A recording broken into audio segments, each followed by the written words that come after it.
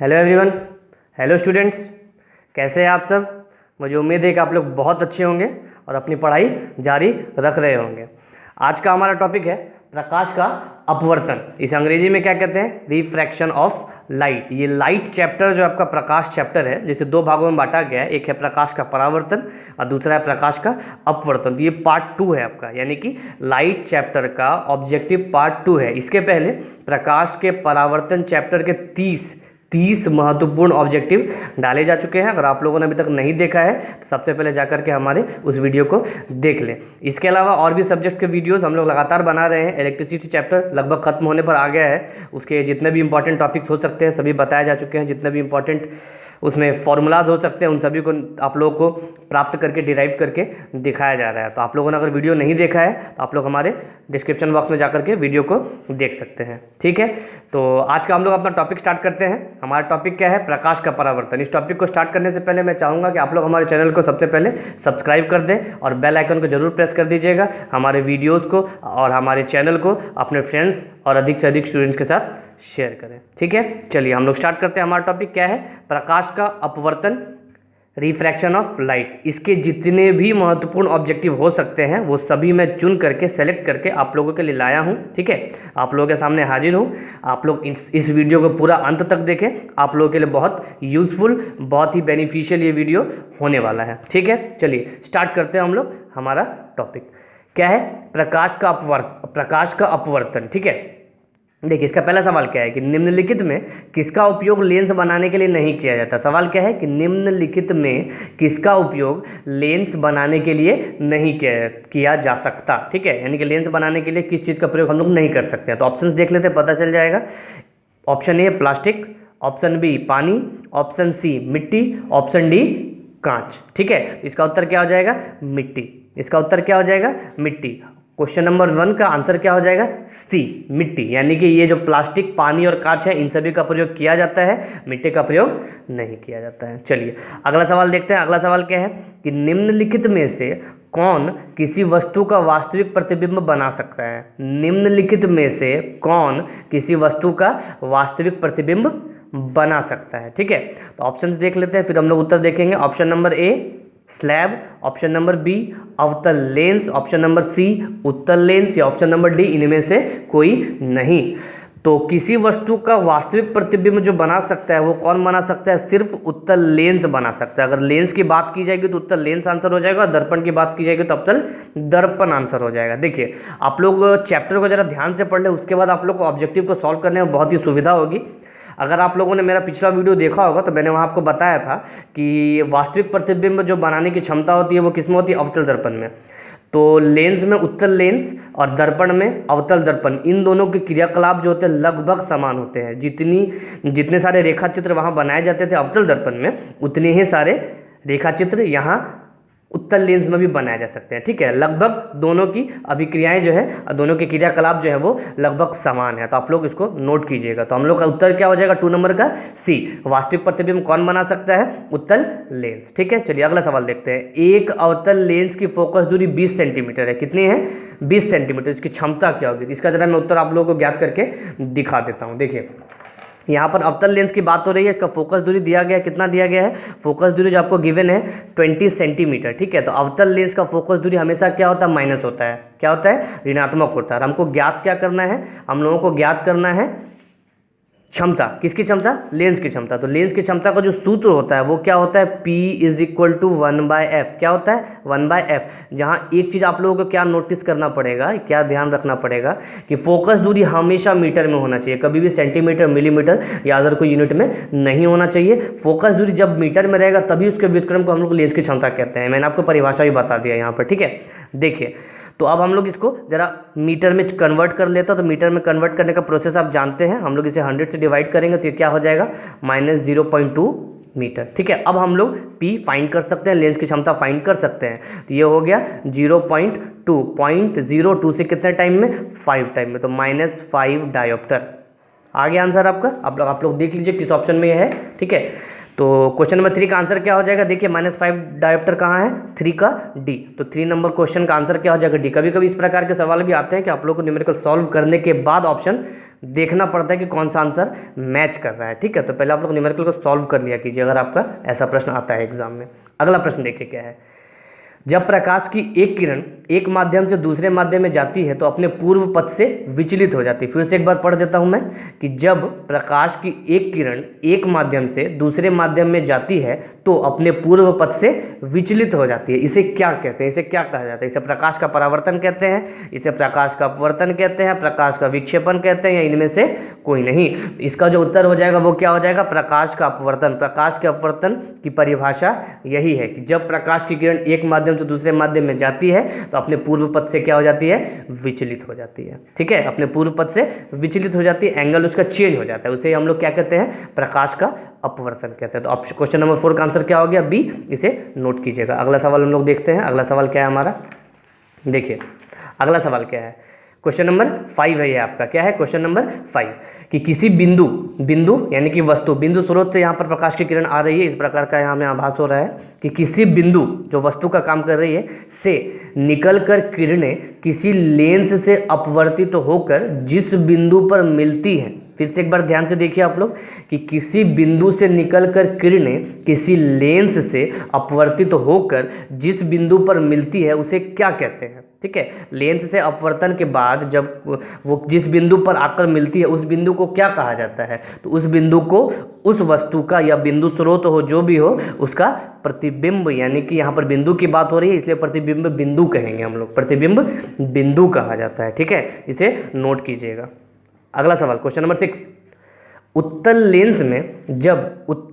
Lens में जब वस्तु फोकस एवं लेंस के बीच रखी जाती है, फोकस एफ, ठीक है, फोकस एफ और लेंस, फोकस एवं लेंस के बीच रखी जाती है तब प्रतिबिंब बनता है। जब उत्तल लेंस में वस्तु को फोकस और लेंस के बीच रखा जाता है तो प्रतिबिंब कहाँ बनता है, ये आपसे प्रश्न पूछ रहा है, ठीक है। तो मतलब प्रतिबिंब कैसा बनता है, कहाँ नहीं बनता ये नहीं पूछ रहा है, ऑप्शंस देखकर आप लोगों को समझ आएगा कैसा बनता है, ठीक है। तो ऑप्शंस क्या है, पहला काल्पनिक और सीधा, दूसरा काल्पनिक और उल्टा, तीसरा वास्तविक और उल्टा, चौथा वास्तविक और सीधा। तो जब आप उत्तल लेंस में किसी वस्तु को फोकस और लेंस के ठीक बीच रखेंगे तो जो आपको प्रतिबिंब प्राप्त होगा वो कैसा प्राप्त होगा, काल्पनिक और सीधा प्राप्त होगा। इसे आप आभासी और सीधा भी कह सकते हैं, ठीक है। क्वेश्चन नंबर 6 का आंसर क्या हो जाएगा, ए, ऑप्शन नंबर ए। अगला सवाल देखिए, एक गोलीय दर्पण तथा एक पतले लेंस दोनों की ही फोकस दूरियां -15 सेंटीमीटर है। कितनी है, -15 सेंटीमीटर है। तो दोनों ही संभवतः हैं, क्या हो सकते हैं दोनों, गोलीय दर्पण है और एक पतला लेंस है, दोनों का फोकस दूरी आपको गिवन है, दिया गया है -15 सेंटीमीटर। दोनों क्या हो सकते हैं, दर्पण अवतल होगा, लेंस अवतल होगा, ठीक है, दर्पण उत्तल और लेंस अवतल, ठीक है, या बी नंबर अवतल, दोनों का दोनों अवतल, या ऑप्शन नंबर सी देखिए दर्पण अवतल तथा लेंस अवतल, ठीक है। ऑप्शन नंबर डी क्या है, उत्तल। तो जब भी फोकस दूरी ऋणात्मक होती है तो वो चाहे दर्पण हो चाहे लेंस हो, दोनों की दोनों अवस्था में वो क्या होगी, अवतल होगी। अवतल दर्पण और अवतल लेंस दोनों की फोकस दूरियां क्या होती है, ऋणात्मक होती है। यहाँ पर माइनस चिन्ह से हमने पता लगाया कि दोनों के दोनों क्या होंगे, अवतल होंगे, ठीक है। चलिए अगला प्रश्न हम लोग देखते हैं, क्वेश्चन नंबर 8, निर्वात मतलब शून्य, ठीक है, निर्वात में प्रकाश की चाल कितनी होती है, निर्वात में प्रकाश की चाल कितनी होती है, ये शायद आप लोग जानते होंगे। पहले मैं ऑप्शन आपके सामने रख देता हूँ।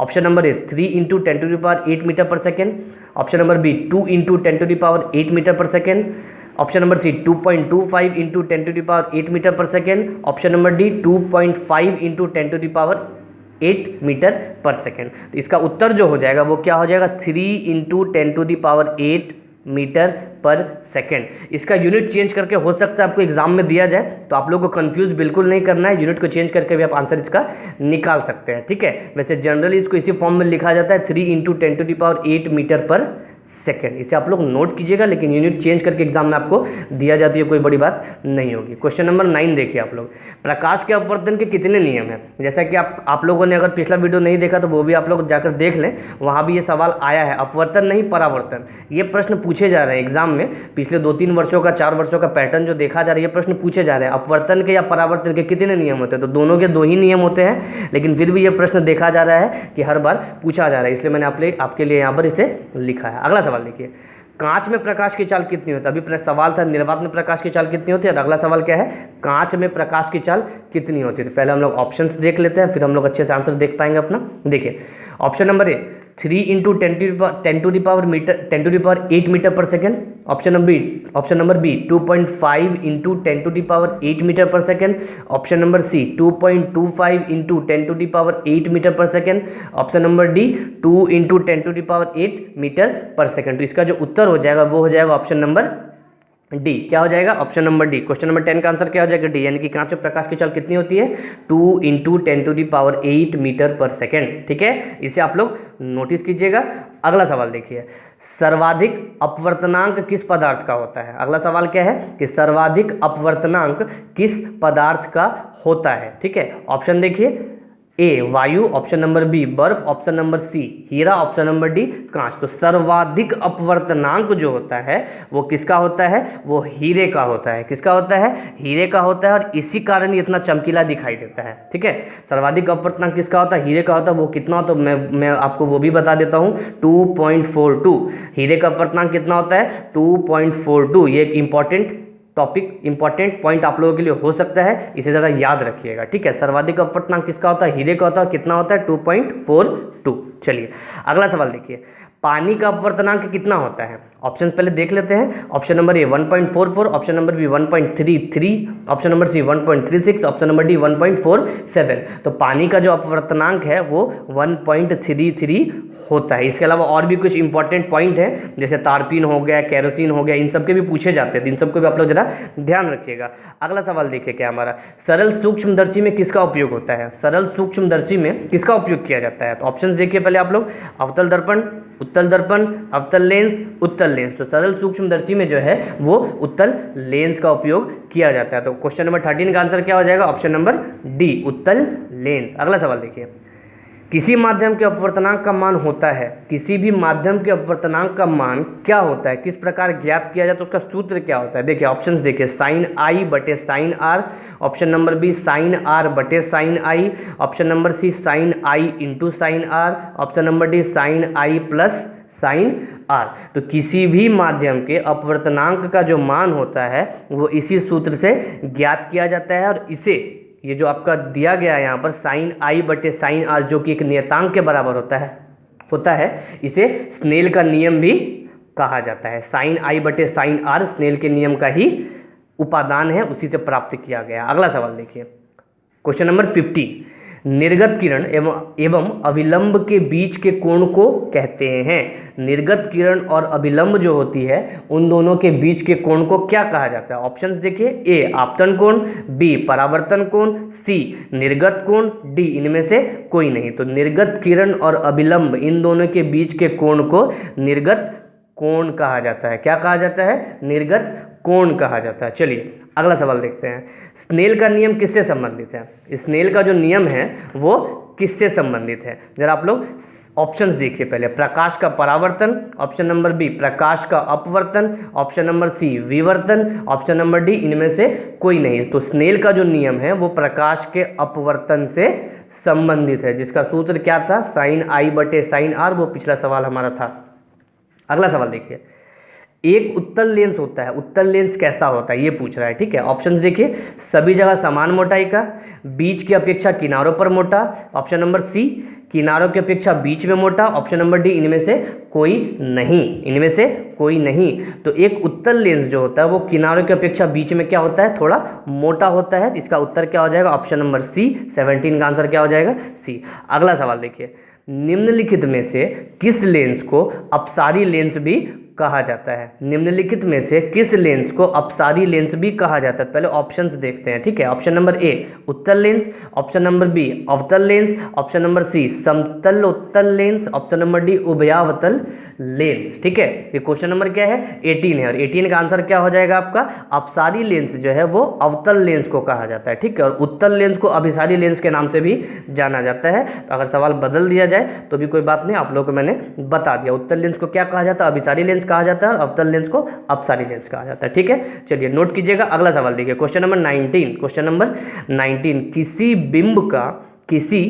बिंब का उत्तल लेंस, ध्यान दीजिएगा ये उत्तल लेंस लिखा हुआ है, किसी बिंब का उत्तल लेंस द्वारा बना प्रतिबिंब आभासी, सीधा तथा बिंब से बड़ा पाया गया, ठीक है। उत्तल लेंस के सामने जब किसी वस्तु को रखा गया तो उसका जो प्रतिबिंब प्राप्त हुआ वो आभासी, सीधा और बिंब से बड़ा भी पाया गया। तो वस्तु की स्थिति कहाँ होनी चाहिए? उत्तल लेंस में सिर्फ एक ही स्थिति है जहाँ पर किसी वस्तु को रखने से उसका आभासी, सीधा और बड़ा प्रतिबिंब प्राप्त होता है।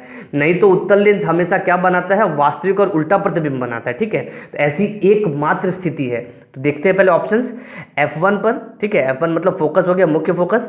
Option number 2, option number B 2F1 पर, ऑप्शन नंबर सी लेंस तथा F1 के बीच, और ऑप्शन नंबर डी अनंत पर। तो इसका उत्तर जो हो जाएगा वो क्या हो जाएगा? ऑप्शन नंबर सी, यानी कि लेंस, ठीक है, और F1, लेंस और F1 के बीच जब हम लोग किसी वस्तु को रखते हैं तो उत्तल लेंस के सामने, तो उसका आभासी, सीधा और बड़ा प्रतिबिंब हमें प्राप्त होता है, ठीक है। इसे नोट कीजिएगा आप लोग। अगला प्रश्न हम लोग देखते हैं, क्वेश्चन नंबर 20।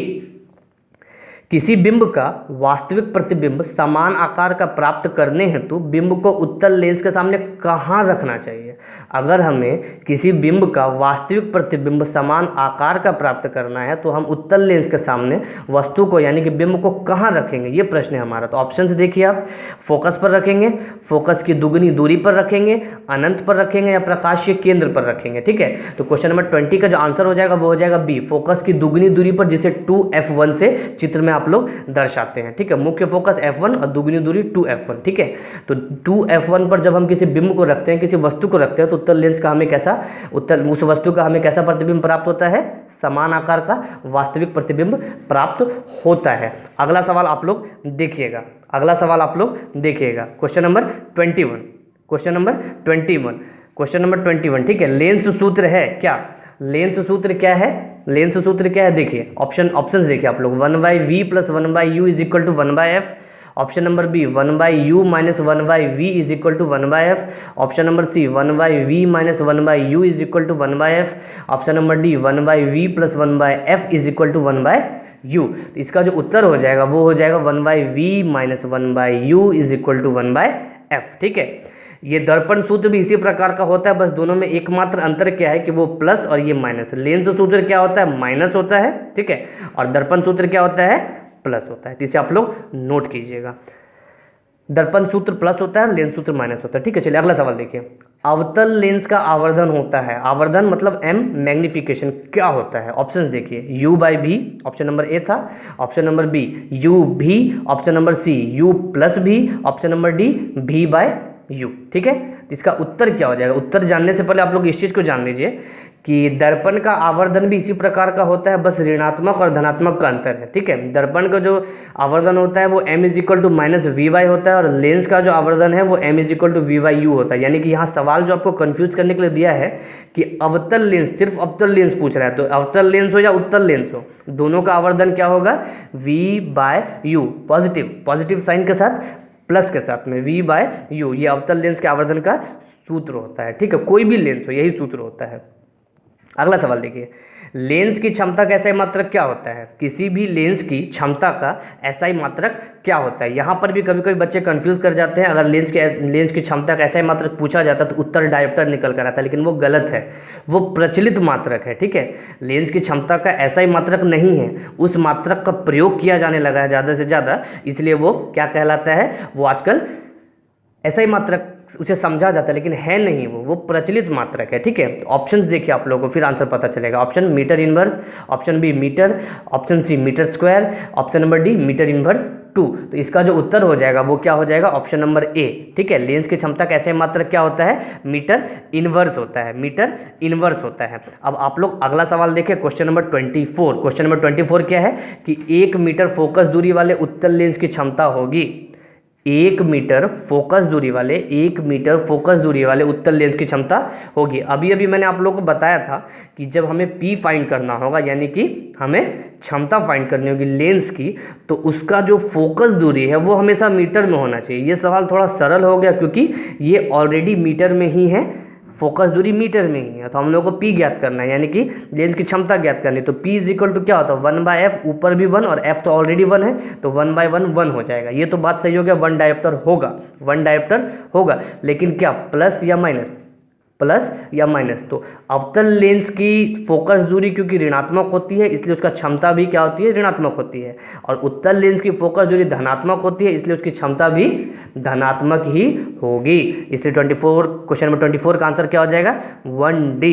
1 देखिए यहाँ पर D मैंने प्रयोग किया, डायोप्टर प्रयोग किया, लेकिन इसका SI मात्रक नहीं है। SI मात्रक यही है, SI मात्रक जो है वो मीटर इनवर्स ही है। ठीक है, डायोप्टर नहीं है, ये प्रचलित मात्रक हम लोग प्रयोग करते हैं इसे, इसका कुछ वैल्यू होता है जो अगला प्रश्न मैंने बना दिया है। ठीक है, क्वेश्चन नंबर 25, अंतिम प्रश्न है आपका। क्वेश्चन नंबर 25, 1 डायोप्टर, डी मतलब dioptre, 1 dioptre is equal to what, यानी कि 1 डायोप्टर किसके बराबर होता है। ठीक है, ये SI मात्रक नहीं है, 1 डायोप्टर किसके बराबर होता है। तो ऑप्शन देखिए आप लोग, option number A 1 metre, option number B metre square, option number C metre inverse 2, option number D metre inverse 1 metre inverse भी आप इसे कह सकते हो। तो इसका उत्तर जो है वो क्या हो जाएगा, इसका उत्तर हो जाएगा 1 मीटर इनवर्स, यानी कि 1 dioptre is equal to 1 metre inverse. ये प्रश्न आपके एग्जाम में पूछे जा सकते हैं, बहुत ही बेहतरीन ढंग से सेलेक्ट किए गए प्रश्न है ये। आप लोगों के एग्जाम के दृष्टिकोण से आप लोग इन्हें नोटिस कीजिए। ये थे आपके 25 ऑब्जेक्टिव इस चैप्टर के प्रकाश के अपवर्तन चैप्टर के। ठीक है, इसके पहले प्रकाश के परावर्तन चैप्टर के 30 ऑब्जेक्टिव डाले जा चुके हैं, यानी कि अगर आप उन दोनों को जोड़ दें तो 30 + 25 55 ऑब्जेक्टिव सिर्फ एक चैप्टर से मैंने आप लोगों को बताया। तो आप लोग सोच कर देखिए कि अगर एक चैप्टर से आप लोगों को 55 ऑब्जेक्टिव बताया जा रहा है तो इससे बाहर कहीं ऑब्जेक्टिव जाने का कोई प्रश्न ही नहीं उठता, कोई चांस ही नहीं है। तो अगर आप लोग पूरे वीडियोज़ को हमारे अच्छे से देखते हैं तो आप लोग बहुत अच्छे ढंग से अपने परीक्षा की तैयारी कर पाएंगे, मुझे इसकी पूरी उम्मीद है, और आप लोगों को बेहतर परिणाम प्राप्त होंगे। ठीक है, तो ये हमारा आज का वीडियो था प्रकाश का अपवर्तन। इसके सारे ऑब्जेक्टिव जितने पॉसिबल थे मैंने आप लोगों को बताएं। आप लोग इन्हें नोट कीजिए और अपने अधिक से अधिक फ्रेंड्स के साथ इसे शेयर कीजिए, अधिक से अधिक फ्रेंड्स के साथ इसे शेयर कीजिए। तो वीडियो समाप्त करने से पहले मैं आप लोग को एक जानकारी और ज़रा दे देता हूँ। ये तो हमारा चैनल योगेश केजे है, इस चैनल पर आप लोगों को साइंस, हिंदी, संस्कृत, इन सब इकोनॉमिक्स भी है, कुछ इंग्लिश के इन्फॉर्मेटिव वीडियोस भी आप लोगों को मिल रहे हैं, लगातार आप लोग देख रहे होंगे। तो ये तो हमारा चैनल योगेश केजे, इस चैनल पर आप लोग इन सब्जेक्ट्स के वीडियोस मिलेंगे। लेकिन हमारा एक और जो चैनल है आशीष केजे, उस चैनल पर, चैनल का नाम है हमारा आशीष केजे। ठीक है, उस चैनल पर आप लोगों को मैथ, हिस्ट्री, ज्योग्राफी, सिविक्स, है ना, इसके अलावा और भी अदर जितने इंपॉर्टेंट वीडियोस हो सकते हैं, इन्फॉर्मेटिव वीडियोस हो सकते हैं, वो सब आप लोग को हमारे चैनल आशीष केजे पर मिलेगा। तो ये हमारे 2 चैनल हैं जिन्हें आप सब्सक्राइब जरूर करें और अपने फ्रेंड्स के साथ भी शेयर करें, ताकि आप लोगों की पढ़ाई में कोई बाधा उत्पन्न ना हो। तो इन शब्दों के साथ मैं इस वीडियो को समाप्त करना चाहूँगा। इस वीडियो को समाप्त करने से पहले मैं चाहूँगा कि आप लोग हमारे चैनल को सब्सक्राइब जरूर करें और हमारे वीडियोज़ को अपने फ्रेंड्स के साथ जरूर शेयर करें। तो मिलते हैं अगले वीडियो में एक और इन्फॉर्मेटिव, एक और इम्पॉर्टेंट वीडियो के साथ में। चलिए, तब तक धन्यवाद।